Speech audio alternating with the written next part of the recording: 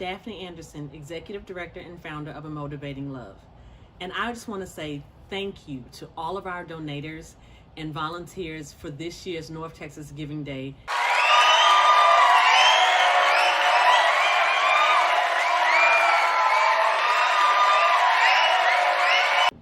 I mean, it has been a phenomenal year for us, and we are so appreciative of everything that you've done. Remember, at A Motivating Love, you are not alone because we're a support system helping women embrace and find their inner strength. Join us at amotivatinglove.org.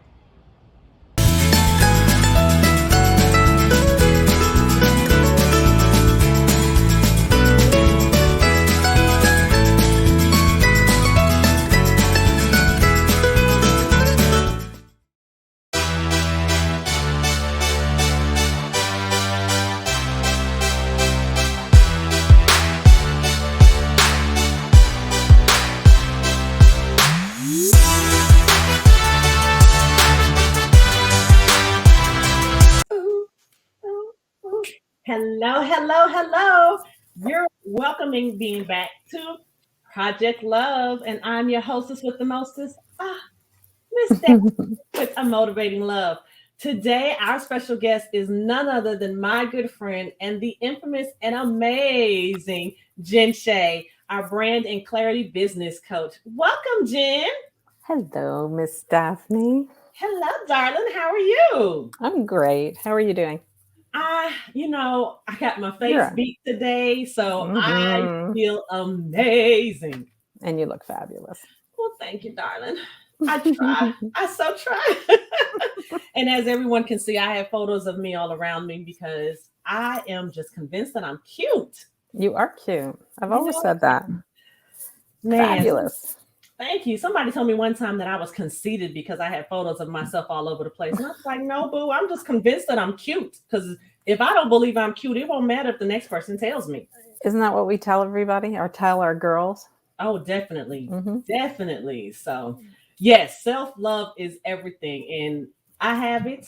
You've got it. Our BTSQ has it, behind the scenes queen. And everyone watching and listening should have it as well. And if you don't, look. Yeah. Come mess with us for a while. We'll definitely on the par how to get it. Yep. 100%. So how have you been? It's been a couple of weeks since we've talked. Yeah, no, I'm great. I'm in Los Angeles visiting my daughter, Amber. Yep. Enjoying some sunshine and some heat.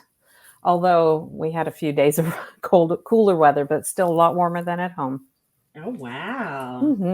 So tell us, how has life been? Life's been pretty good. I can't complain. I can't complain. Things have been good. I'm enjoying being able to travel a little bit more now, of course. And not looking forward to going back to the East Coast so much. Got you. Only because I'll miss Amber, but right.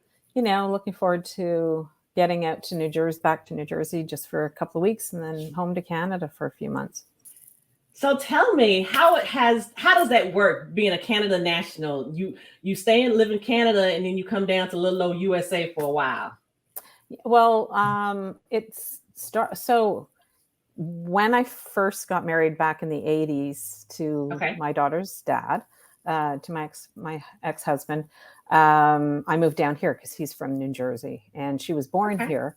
Then raised in Canada. And when she was going through high school, in her second year of high school, she decided to move down to the States because basically she wanted to go to University of New York. So that's why she came back here. And I realized when she wasn't going to come back to Canada that I had to figure out, another way, right? So that I could spend more time with her because being in a job, you're lucky if you get 2-3 weeks off a year. And that wasn't good enough. So I'm now, because I'm self-employed, I'm an entrepreneur, I get to be where I want to be when I want to be for the most part. With COVID, when COVID hit, it hit just after I had gone back to Canada to move my mom to a different nursing home. And I didn't see anybody for 8 months, 9 months, because we couldn't travel. But yeah, so I've been spending the last few years, I've been spending winters in New Jersey, basically. I know most Canadians go down to Florida or Arizona or somewhere really hot, but New Jersey's fine with me. And I love New Jersey, so Oh, I'm sweet. used So to it. you mentioned something about putting mom in a nursing home. Mm-hmm. Was that rough? Rough? Ooh, when I first did it, yeah, it was really hard. It was one of the hardest things I've ever had to do. My mom was very independent and very pretty private, very independent, pretty strong-willed. And when I realized that things were not well with her, dementia and Alzheimer's was the ultimate. Oh, okay. Not subscription. What do you call it? Diagnosis? Diagnosis. Thank you. When that, yeah, basically the neurologist said to me, looked at my mom and said to her, "You need to be in a nursing home." And she pointed at me and said, "You need to put her there." And so she had to go on a waiting list and whatnot. It was really difficult because my sister was living with my mom as well, and she did not want to have to leave the home either. And there was a lot of complicated stuff involved. And I had to lie to my mom when she finally did go into the nursing home. There was this journey from like, okay, she's been diagnosed, then to getting her into a long-term care facility. There was a journey there as well. And it was a lot of ups and downs. It was really difficult. But the day they found something for her, that was really hard for me because at least at home in Ontario, they sort of give you 24 hours to make up your mind whether they're going to go into a facility. Like they say, you're on a waiting list. It's going to take 24, like it's going to take months. It could take years. But she was on a short list, and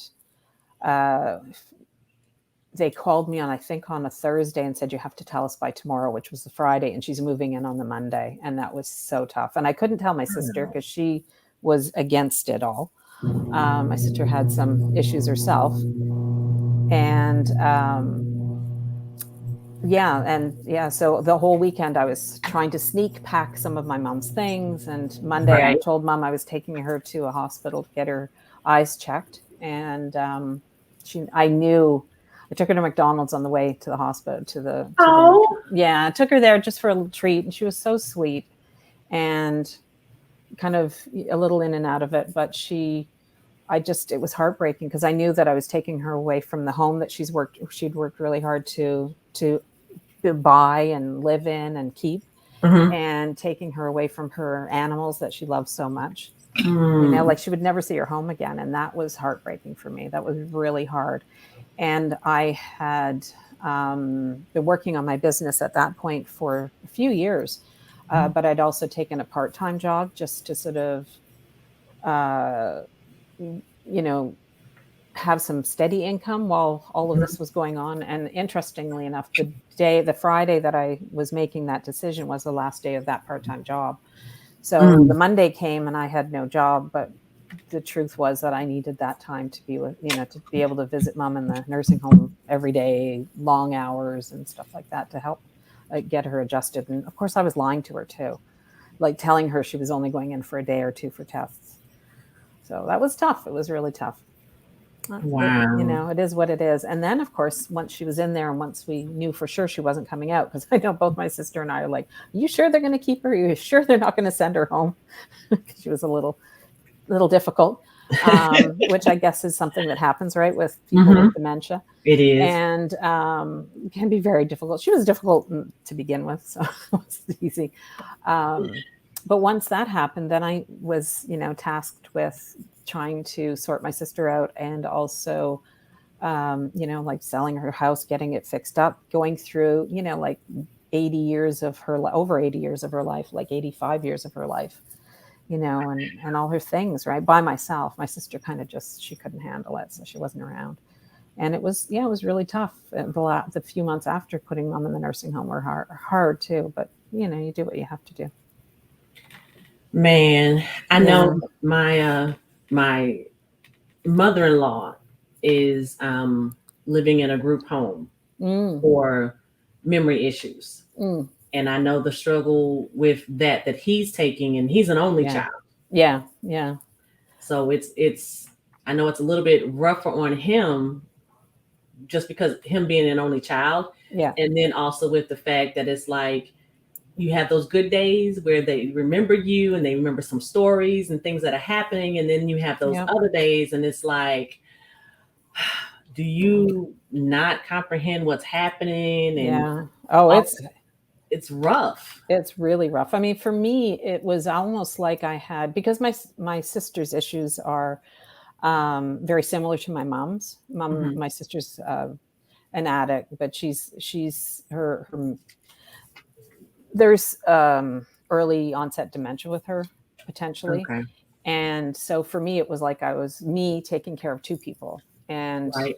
and my sister not fully really understanding what was going on. It was really hard. It definitely was the hardest thing I've ever put myself through, but I had to do it. I had, even a friend of my sister's at one point said, like, just leave them alone and see what happens. Like, just walk away, because truth is, leading up to that diagnosis, there was a year and a half of really bad struggles with both of them, because Mm-hmm. mom's dementia was getting really bad and my sister's behavior was getting really bad. So there was a lot of Gotcha. times when I would have loved to have walked away from it all and just said, like, I'll let you two have at it. But I couldn't, I just couldn't do Mm-hmm. that, even to my sister, as much as she drove me crazy.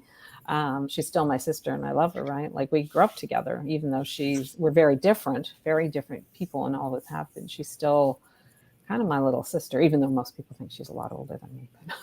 But, uh, well, like, lifestyle can, if you don't have a healthy lifestyle, it can Mm-hmm. do a lot of damage to not only your insides, but your outsides as well. So, It can. It yeah. And I can. mean, I just want her to be okay. So that was a few years ago. She went in 2016. Mom.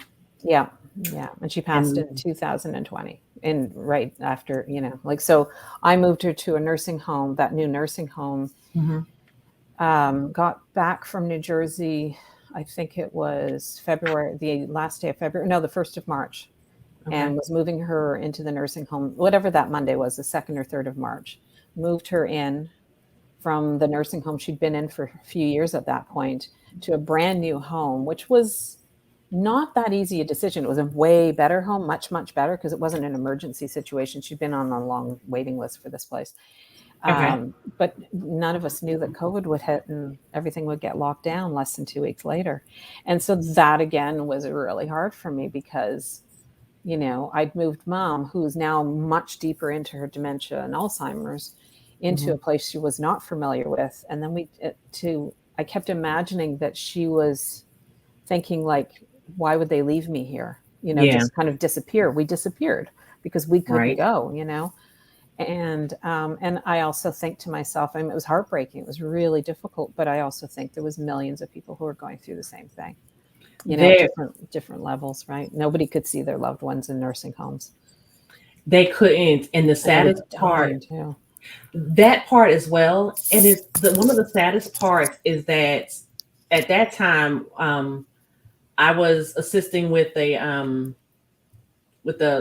skilled facility out here in Texas, and when we shut down, it was like Oh, I remember that. Yeah. you shut it all down. You have Oh, to really explain to our elders, shall we say, yeah, why and what's happening. And yeah, I remember on my side, I had this one couple, and the husband wasn't sick or anything, but the wife was. And yeah, he was like, no, I can come and go as I please, and I can do what I need to do. But it was like, sir, you really cannot keep going in and out, because when you go out, you bring back whatever's out there, and that could yeah. potentially harm your wife, and then that's potentially harm yourself, and not to mention the rest of the All the residents. Yeah, and the And then people to try working to there. yes, and then try to explain to the residents how you can move about out of your rooms, but then there were days where we had to say, well, unfortunately, we asking you not to come out of your rooms. Yeah, And for them, it's like, depending on what they're going through, yeah. that's What level heartbreaking. of understanding they have too? Yes, Yeah, it was I know. heartbreaking It because it was. was like, you Yeah, can't go out your room, you're stuck in this home, your loved ones can't see you. Yeah. And for those that had the windows on the interior of the facility, Yeah. they really couldn't see their families. Yeah. The ones that had their rooms on the that had If they were on the outside ground floor. exteriors, Yeah. or different floors, it was even Yeah. rougher because your family can only see you from afar. If you didn't know how to work your phones, then we had to do this, and it was really, really rough. Yeah. And I tried to explain to everyone at that time, you're not alone. We are here with you to handle this with you. We love you. We care about you, Yeah. and then still trying to just make those phone calls to family members. Oh my God. Yeah. Yeah. It was a not very no. difficult time. Yeah. I got a call on a Tuesday, and it's funny because as you know, as Daphne knows, I had started off in website design when I decided to sort of start my own business. I started with web design and transitioned into branding and did that for a number of years and love doing that. That's something the creative person in me loves doing. But I had, before going into my own business, I was years and years and years of corporate and different types of corporate businesses. And I had a lot of clients when I was doing website design say, you're really good at helping us. I say us collectively, but each client would say, like, you're really good at helping me consider all the moving parts of my business and helping me create that voice on my website. I couldn't just build a website for somebody if I didn't think that the information they were sharing really matched up with them, or if the copy wasn't good enough and all that stuff. And I would always brainstorm and all that, all those things. So I really got pushed into branding by my clients. And then in 2020, I decided to go even further and create Jen Shea, a clarity coach. And that I launched in, when did I launch that? I think it was in May. Well, it was actually, no, it was in June. I was launching it for June. And I have a virtual assistant who's working with me, and we launched my Instagram page. So my business Instagram page on the Monday, and I got the call from the nursing home on the Tuesday saying that Mom's kidneys were failing. And I was just like, oh no. But luckily for me, we had done a lot of prep work and had a lot of posts ready to go down the pipeline. I'd been working with my assistant for some time at that point, and she really knew me. And she's also a former client, so she knew me quite well and knows me quite well.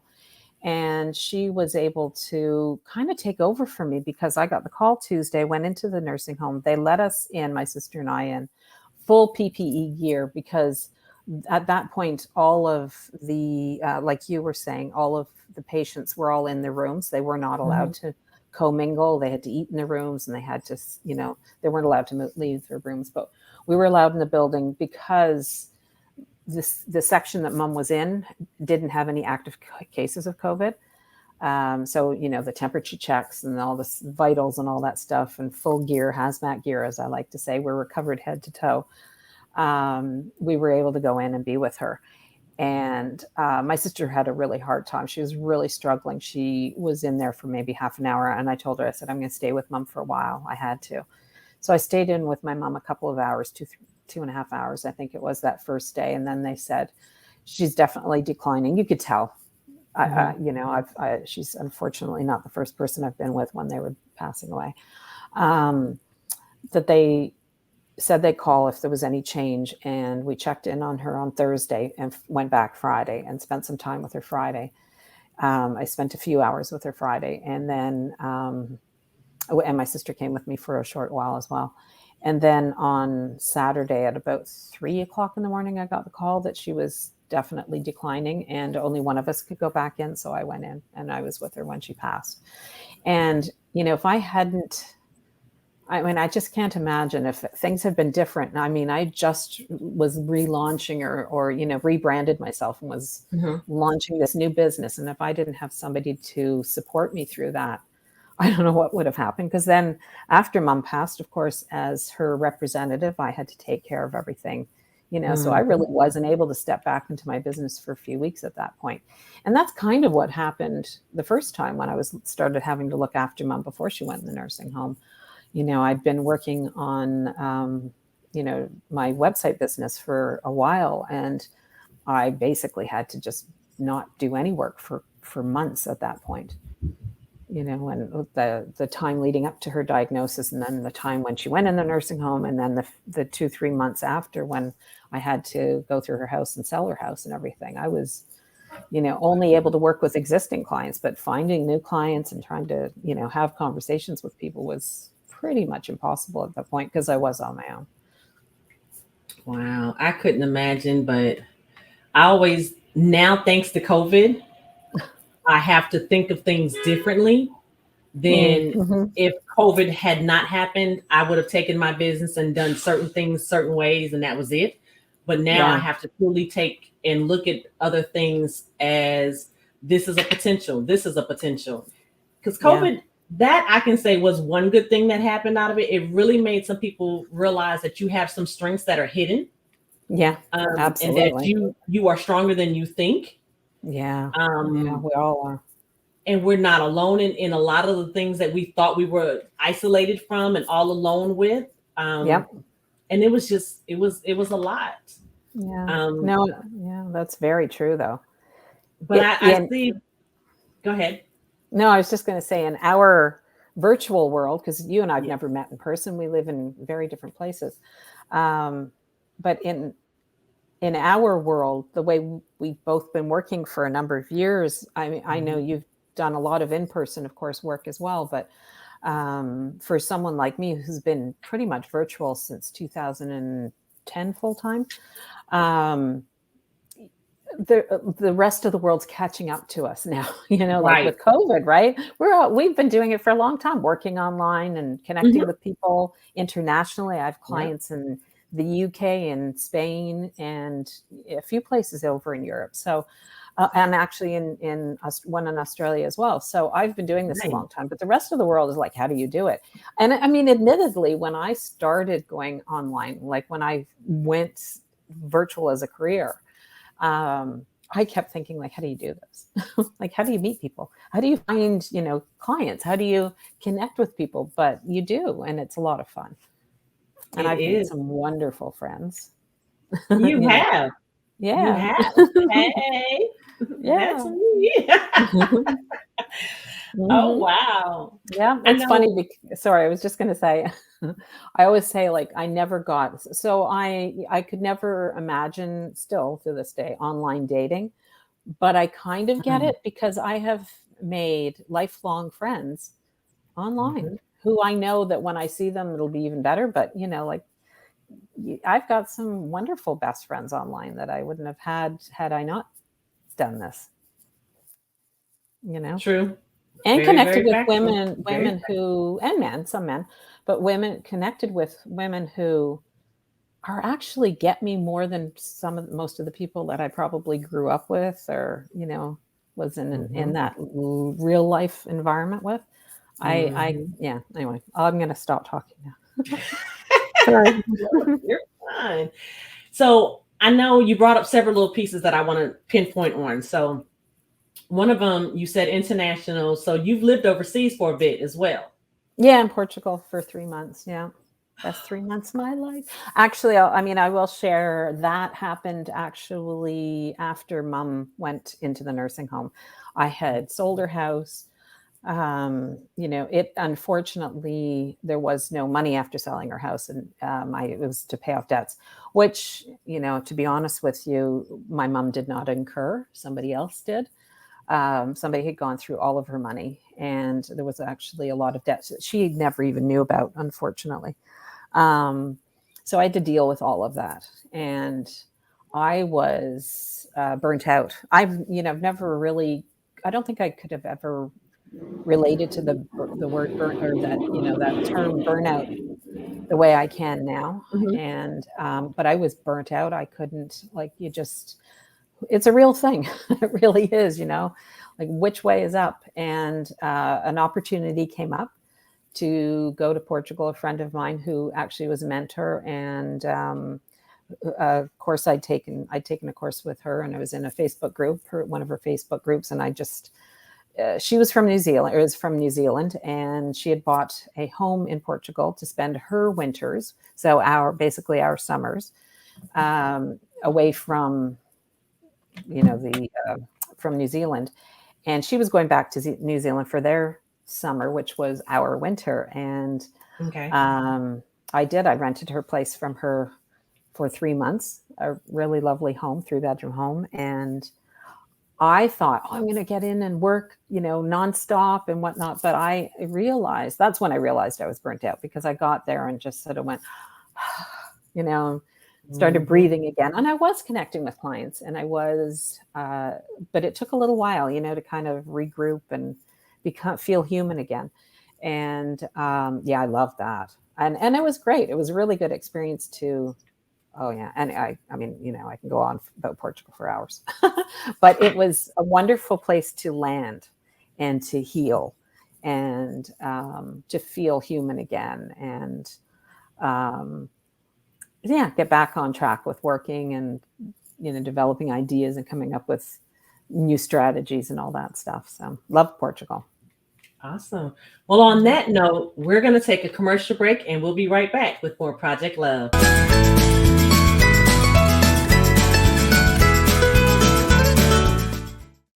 Welcome back from commercial. I'm still your hostess with the mostest, Miss Daphne Anderson, and we're still with Jen Shea. So before the break, we were talking about overseas, living abroad and such like that. Do you have any tips for us, or what it was, going alone versus going with others? Yeah. Where would you want to go back to, or go for the first time? I'm gonna shut up and sit back for a minute, because I'm gonna live vicariously through you. So I flew from Ottawa, where I'm from, to England, and from there to Portugal.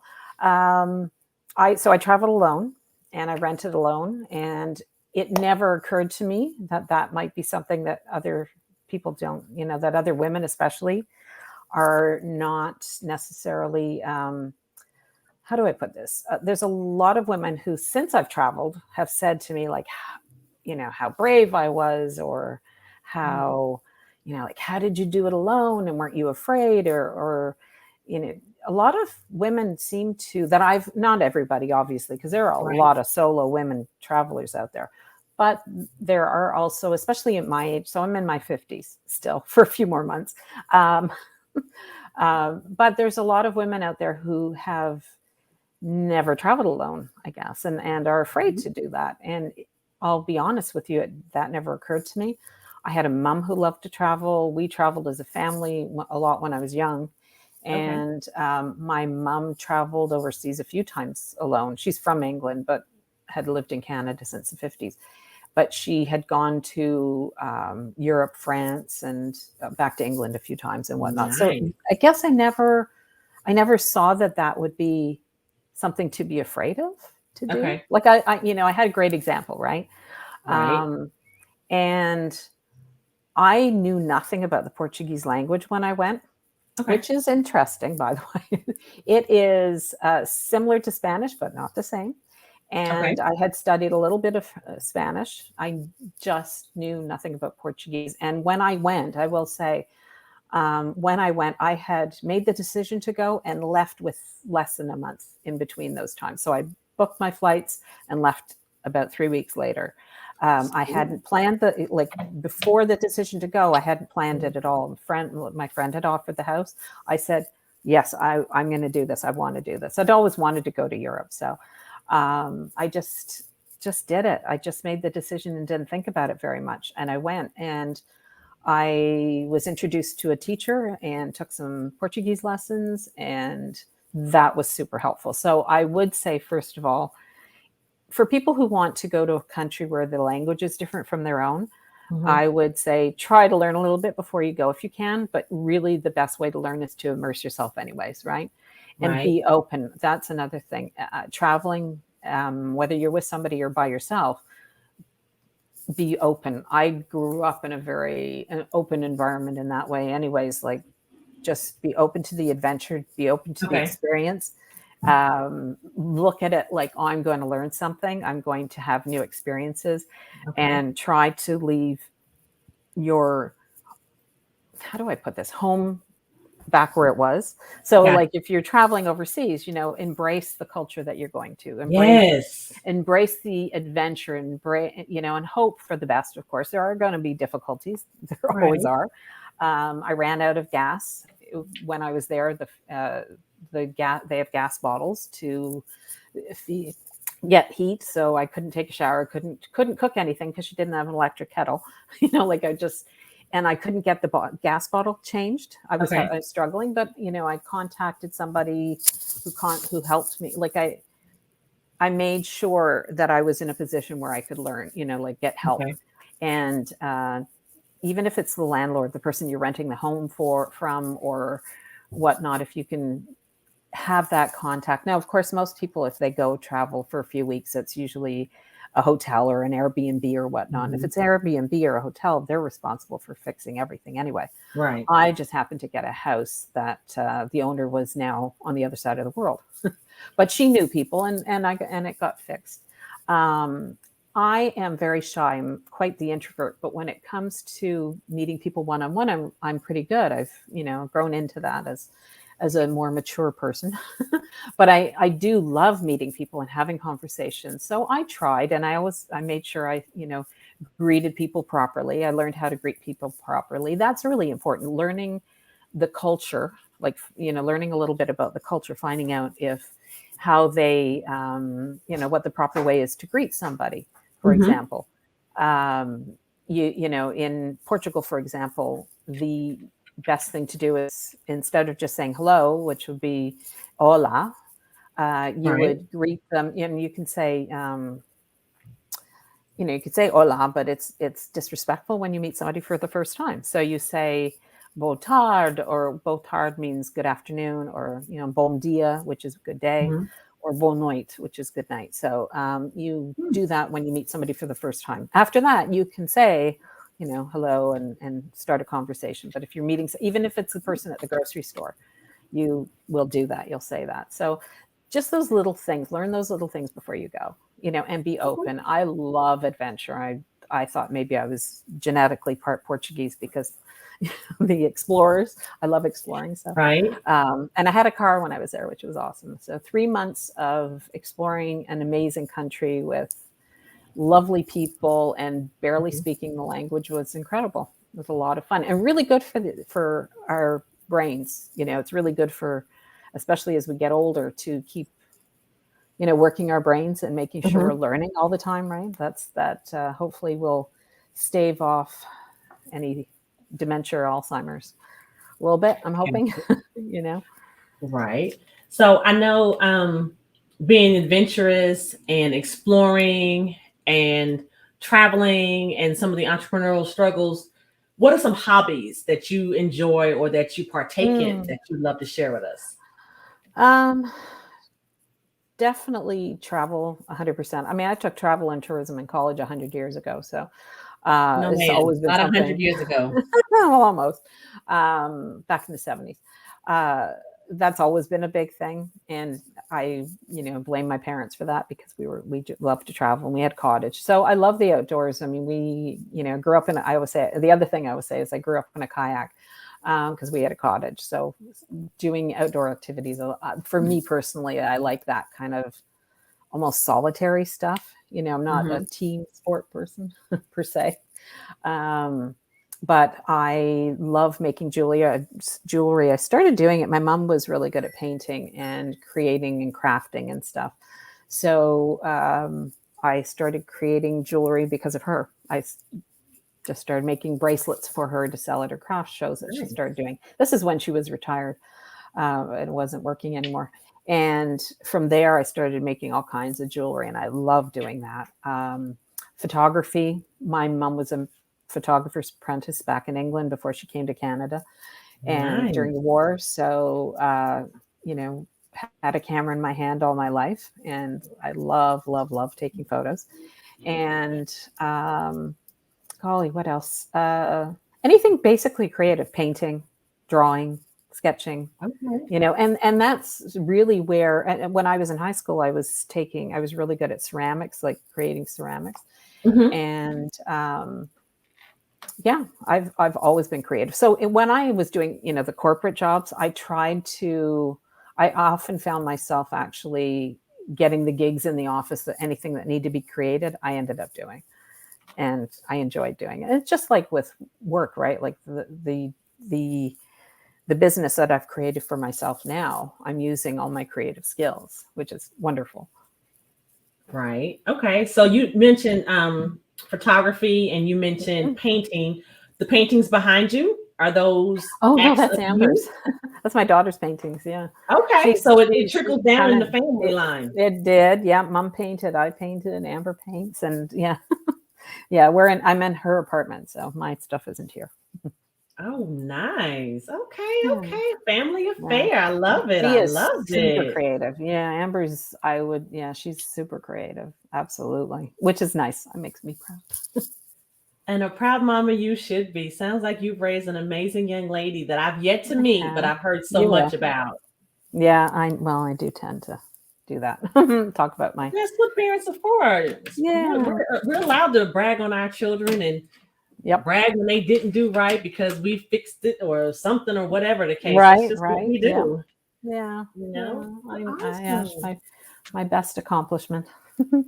Right? Oh my goodness. Especially when they're the bomb.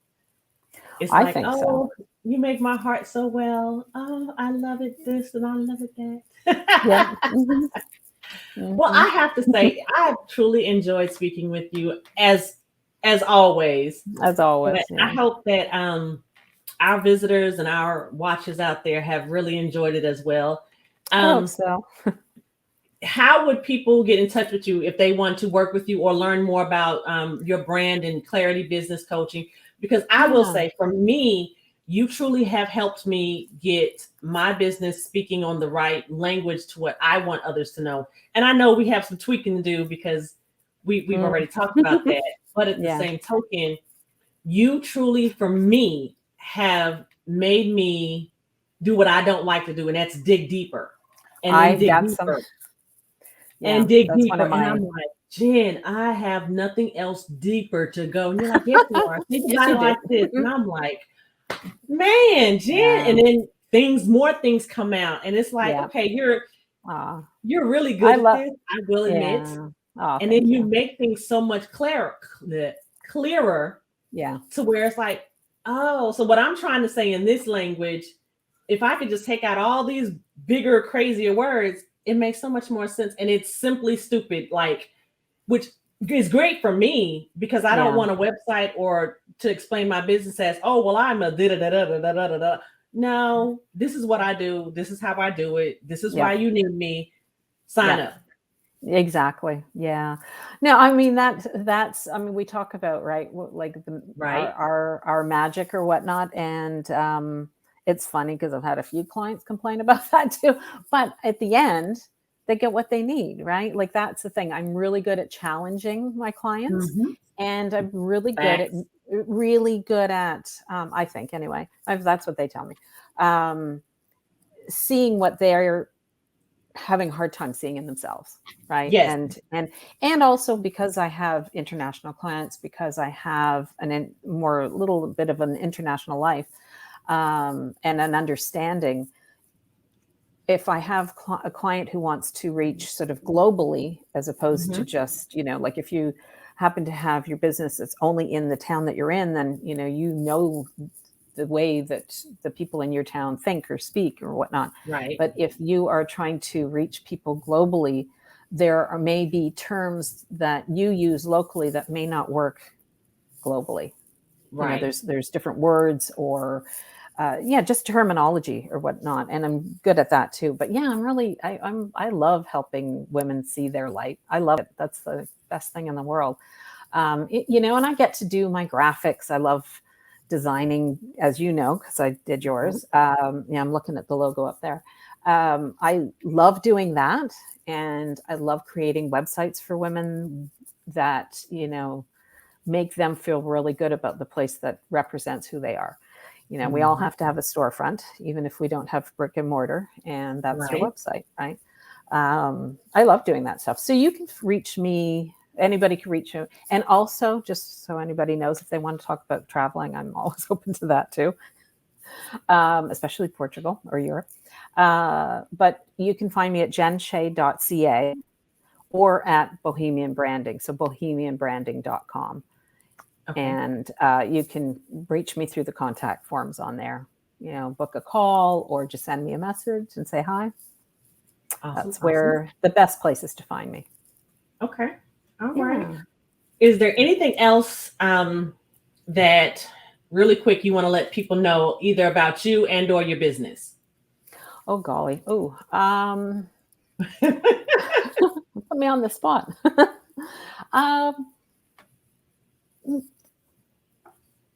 Anything that I would want anybody to know, just that I love to support women in business who are growing their business, young, whether, I mean, I work well with young women as well as older women in their, I have clients in their I have a client who's in her, like she's 73 and she's amazing. I love her. Like I just, to me, it's about your soul and your personality and being authentic, and you can, that's the, I don't know. I start to kind of find it hard to find the words because I get emotional about it, but I love helping women find themselves and being able to get really clear on who they are. I mean, that's part of the branding part of the business anyways, right? Like branding isn't just like the logo and the colors that you're using, as you know. It is about finding like bringing who you are from the inside out and sharing that with the world, but finding the way that you talk about things or getting really clear on the way that you talk about what you do and how you do it, right? I'm going to stop now. You're fine. I just have to say, on behalf of Motivating Love, this has been a great conversation, and I love how passionate that you speak about your mom, and especially, not being an only child, but just the fact of being an entrepreneur and then having to stop and then restart and then pick back up, but then also having that support when you have to step away from the business for a second. That's key and that's vital. Oh, 100%. Because 100%. People don't realize when they go into a business, anything can happen. Yeah. Whether it's to you directly or someone that's a loved one that's that is affected by it as well. Your clients are affected as well. And so I know it was funny because just earlier today, my the BTSQ Taylor and I were talking about how we need to stop for a second and sit back and kind of regroup, take on the next storms that are coming our way, and how can we branch out even more with the Motivating Love and reach other people and people that we're not reaching now. I mean, we can't help everyone, but at the same token, for those that may not know that we're here or those that have heard of us but are a little bit afraid to step out, how can we make it a little bit more easier for them to reach us? And that's just letting people know that they're not alone. We are here for them. We are here to support you. And if you get nothing else about us, we keep everything confidential. We don't speak your stuff out there, and it's a safe place. It is always going to be a safe place and a safe space. And whether we are going to be virtual or whether we get our brick and mortar, and it's coming, it's coming, it's coming, it's coming. You never ever have to worry about those things with the Motivating Love. And that's from the heart, and that's my word. And that's really all anybody's got nowadays. But I have to say thank you for being a part of this. Thank you for always supporting me as well as the endeavors. Thank you for being a sponsor all these years. Thank you for the logos. You have been amazing to work with, even if you're still pulling everything out of me that I don't have anymore. But it has been truly a pleasure, and I love to share the world with you. And I talk about you around the house a lot, and I've talked about you in the business. So now people can put a face with the name of Miss Jen Shea. I love what you do. I always have. I've always been very proud of you for everything that you've done. I think you're incredible. I've always said that. Yes, I you love you. And I love you back. Well, until next time, make sure that you subscribe and share. And this is Project Love of A Motivating Love, speaking with Miss Jen Shea of bohemianbranding.com. If you ever need her, reach out, or you can find her on our website as well. Thank you so much. And until next time, mwah. Bye.